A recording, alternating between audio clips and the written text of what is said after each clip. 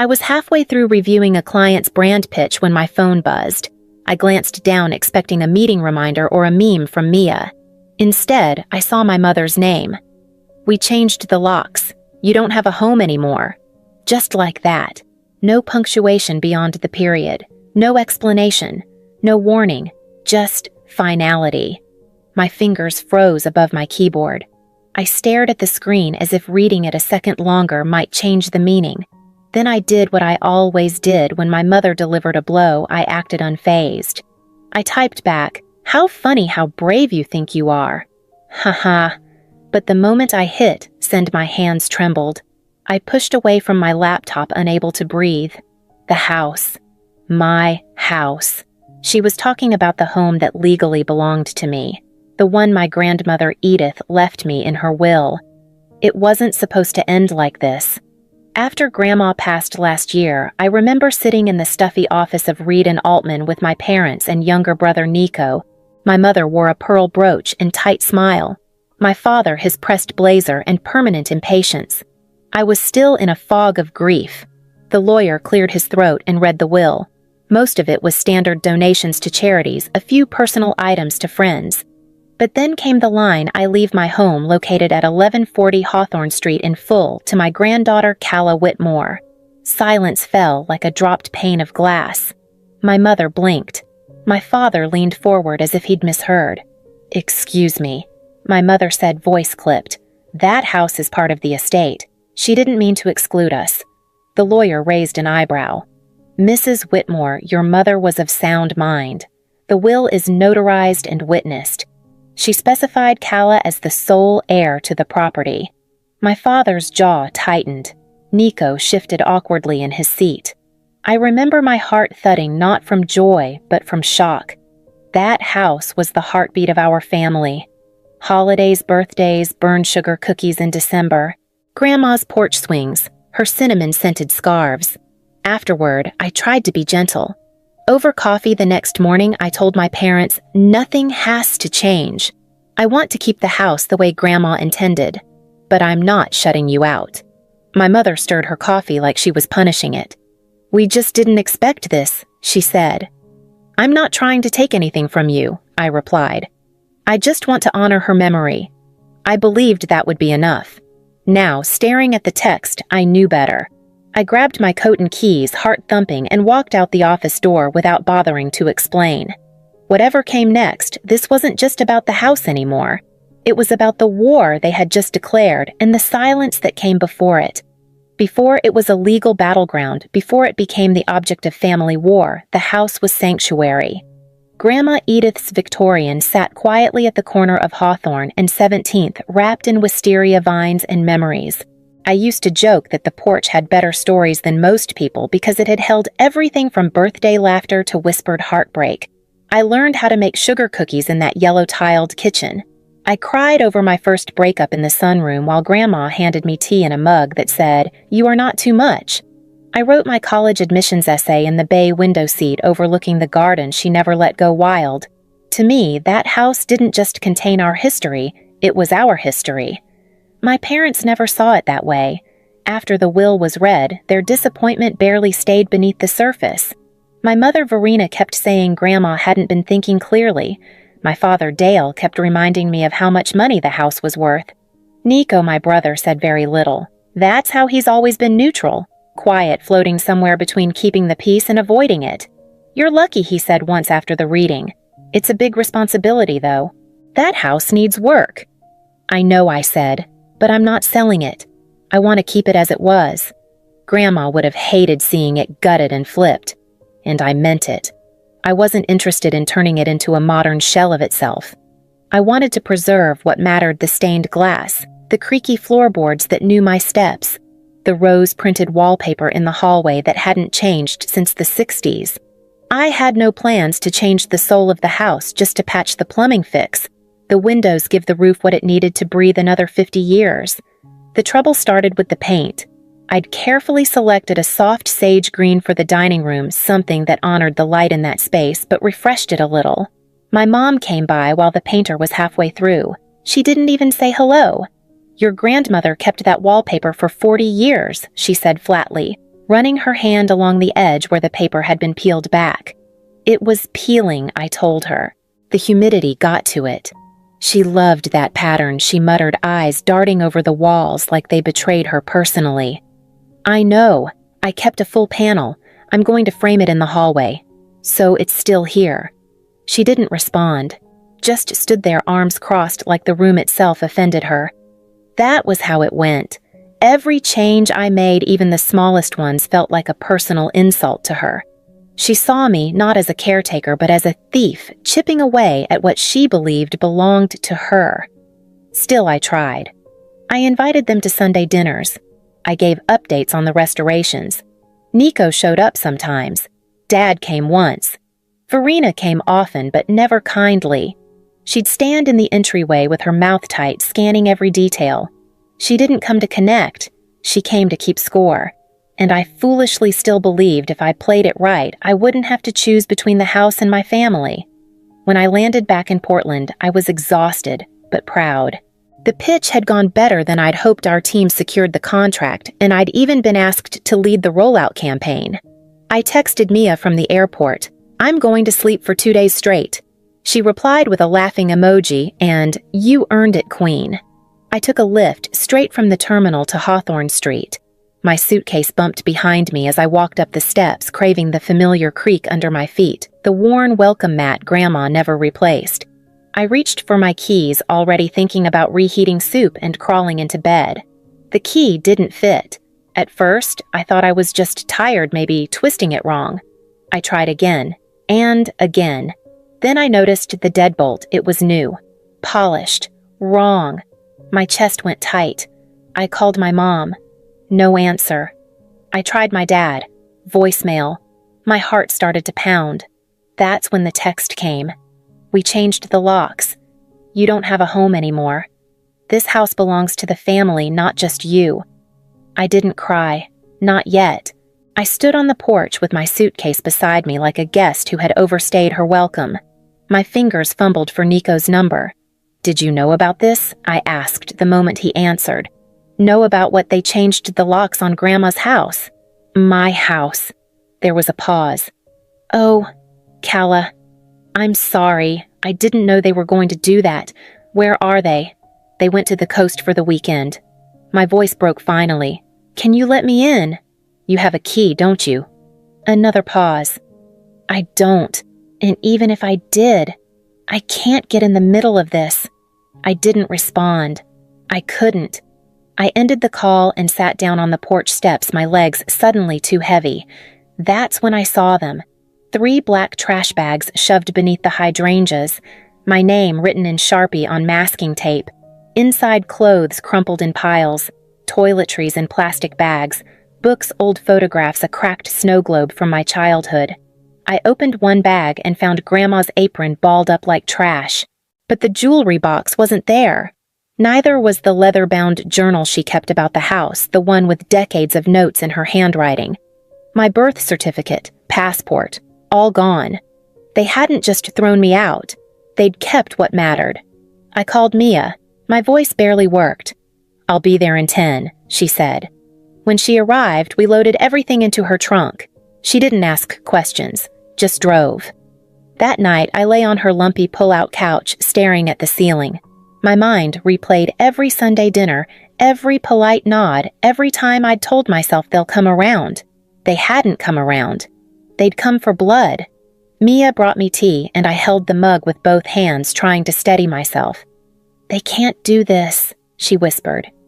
I didn't respond, not because I disagreed, because I knew they already had. By Monday morning, I couldn't pretend this would resolve itself.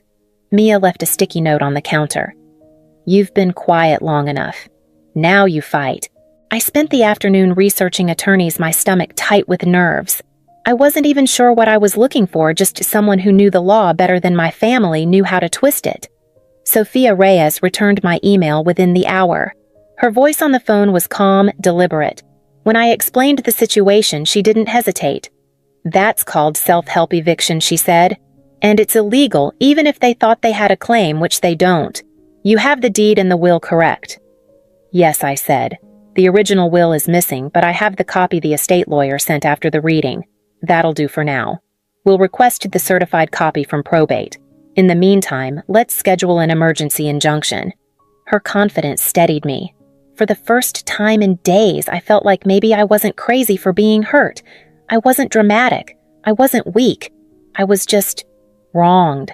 Sophia gave me a checklist document. Everything: make a list of missing items, record any communication from my parents or Nico.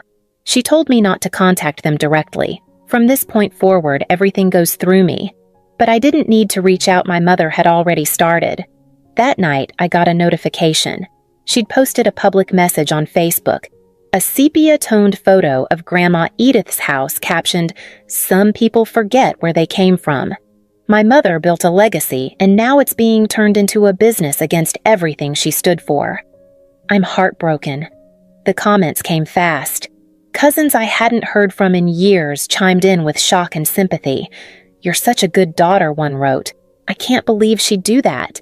Another greed makes people do awful things." I didn't know whether to scream or sob. "She's controlling the story," I told Mia. "No," Mia said, jaw tight. "She's manipulating it. There's a difference." Then came the voicemail. My dad. His voice sounded like gravel. "You've made a mistake, Calla. A big one. Getting lawyers involved?" "That's low. Your mother is devastated. If you think the family will stand by while you disgrace Edith's legacy, you're wrong. Drop this. Or regret it." I played it twice. The second time, I sat on Mia's kitchen floor back against the cabinet and finally let myself cry. Not because I was afraid, but because it confirmed what I hadn't wanted to believe. This wasn't about misunderstanding. It wasn't grief. It wasn't tension that time would smooth out. It was war. And they were willing to burn everything, me included, to win it. I forwarded the voicemail to Sophia. She responded 2 minutes later. "Let them talk. We're not backing down." And just like that, I knew I wouldn't either. The email's subject line read, "From Florence," about Edith. I stared at it for almost a full minute before opening it. "Calla, you don't know me well. I'm your grandmother's sister. We haven't spoken in years, but I believe there are things you need to see. Your grandmother asked me to hold on to them in case something like this happened. If you're willing, I'd like to talk. Florence Whitmore." I remembered Florence from scattered childhood holidays. She and my mother barely spoke. I'd always assumed it was some old grudge, the kind that fossilizes over time. Now, I wondered if it had always been about the house. We met at her home just outside Eugene. She lived in a modest bungalow with faded hydrangeas and furniture that smelled faintly of cedar and thyme. Florence didn't ask about my parents. She simply said, "Your grandmother trusted you in a way she couldn't trust anyone else." Then she opened a drawer and handed me a manila envelope. Inside were 3 things: printed emails my parents corresponding with a real estate developer months before Grandma passed. They'd been negotiating a deal to sell the property complete with demolition plans and projected condo layouts. A handwritten letter in Grandma's unmistakable looping cursive. "Calla, if you're reading this, I've passed. I know what they'll try to say. I've seen it coming for years." And finally, a USB drive. Florence played it for me on her desktop computer. I heard my grandmother's voice, steady, unwavering. "This is Edith Whitmore. I am of sound mind and body. I am making this recording because I believe my daughter Verena and son-in-law Dale may attempt to contest my will. My decision to leave my home to my granddaughter Calla is made freely and with full understanding. She is the one who sees its soul." I didn't realize I was crying until Florence handed me a tissue. "She knew," I whispered. "She saw all of it coming." "She did," Florence said. "And she made sure you'd have what you needed when the time came." Back in Portland, I delivered everything to Sophia. She read, listened, scanned, and then looked up at me with something close to fire in her eyes. "This changes everything." That night, for the first time in weeks, I slept. Not because things were fixed, but because I finally had something stronger than fear. I had her voice, and it was loud enough to carry us both. The courthouse was gray and cold and humming with quiet tension. Sophia had prepped me for everything: what to wear, how to sit, when to speak, when not to. "Let your paperwork do the shouting," she said with a half smile. My parents were already seated when we entered. My mother didn't look at me. My father did, and there was nothing in his stare but disdain. Nico sat behind them, his hands clenched, his eyes flicking between us like he didn't want to be there. The hearing moved quickly. Sophia presented the will, the certified deed, the emails, and finally the USB recording. The judge listened in silence, her expression unreadable. When it ended, the room felt different, like someone had cracked a window open in a place that had long gone stale. My parents' lawyer tried to argue abandonment, that I had left the property unattended, that they were simply securing family assets. But the judge cut him off. Miss Whitmore is the legal owner. Whether her parents agree with her grandmother's decision is not relevant. They had legal recourse if they wished to challenge the will. Changing locks and removing belongings is not one of them. My mother's lip quivered. My father's jaw twitched. The judge signed the injunction. They are to return full access to Miss Whitmore immediately. If any items are missing or damaged, this court will pursue further consequences. We stepped into the hallway and Sophia exhaled. That went better than expected. I nodded numb but grateful until a uniformed officer stepped forward. "Calla Whitmore." "Yes. I need to ask you a few questions about a theft report filed by Margaret and Dale Whitmore alleging you removed heirlooms and legal documents without permission." The hallway blurred. I felt the eyes of strangers, the prickle of judgment. Sophia stepped in fast. "My client is not speaking further without a formal statement or legal summons. She is the owner of the property in question and the heir to the disputed items." The officer nodded reluctantly and stepped back, but the damage was done. Jason lingered behind the others, staring at the floor. "You knew they did this?" I asked quietly. He looked up, eyes full of something like shame. "I didn't know about the police report, but you knew they were willing to lie." He didn't answer. I didn't push. Back at Sophia's office, I sank into the chair across from her desk. "They're never going to stop, are they?" She looked me straight in the eye. "That's why we don't either."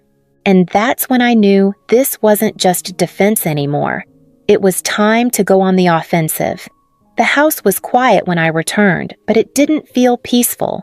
It felt hollow. Most of the furniture was still there, but everything personal had been stripped. The walls where Grandma's photos once hung were bare, faint outlines left behind like shadows that didn't want to let go.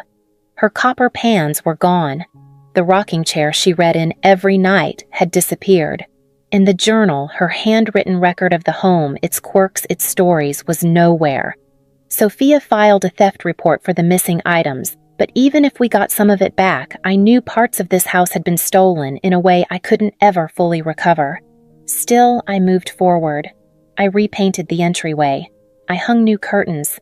I opened the windows wide and let the spring air carry the dust and ghosts out into the yard. Then I turned the front parlor into what I had always imagined, a small gallery space for local artists centered on themes of home memory and reclamation. Opening night came faster than expected. Mia brought wine, and a few neighbors who had once looked at me with suspicion now stood inside admiring the art and chatting warmly. It wasn't packed, but it was full enough to feel alive. Jason showed up just before closing. He held out a small, worn envelope. "Found this in one of Dad's old photo albums," he said. "Thought you should have it." Inside was a photo of Grandma Edith on the front porch, laughing in mid-motion.